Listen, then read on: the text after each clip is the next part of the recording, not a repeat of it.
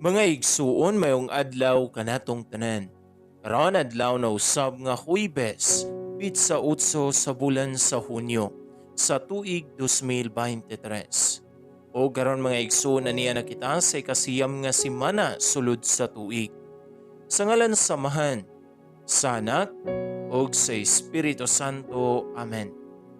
Ang Ebanghelyo kinutlo gikan sa basahon sumala ni San Marcos, Kapitulo 12, versikulo 28 ngadto sa 34. Dito'y usa ka magtutudlo sa balaod nga nakabati sa panaglalis nila. Nakita niya nga maayo ang pagkatubag ni Jesus sa mga Saduseo.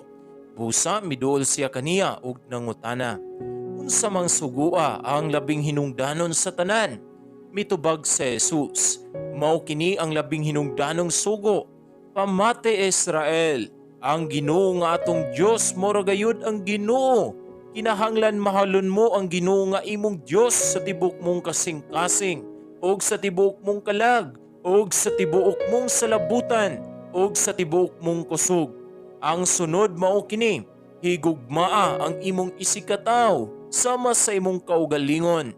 Wala na'y sugo nga labi pang hinungdanon kay niining duha. Ang magtutudlo sa balaod mingon kang Jesus, husto ka na magtutudlo. Tinuod ang imong gisulti nga ang Ginoo lamang mo'y Dios ug wala na'y laing Dios gawas kaniya.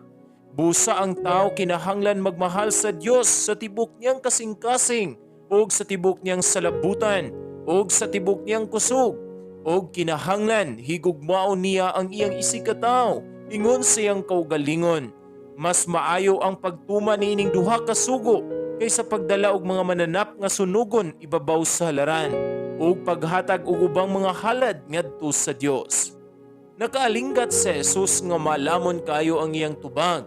Busa siya mingon kaniya, dili ka halayo sa gingharian sa Dios ug wala na gayoy nangahas pagpangutana kaniya. Mga igsuon, ang Ebanghelyo sa Ginoo. Daigon ikaw, O Kristo.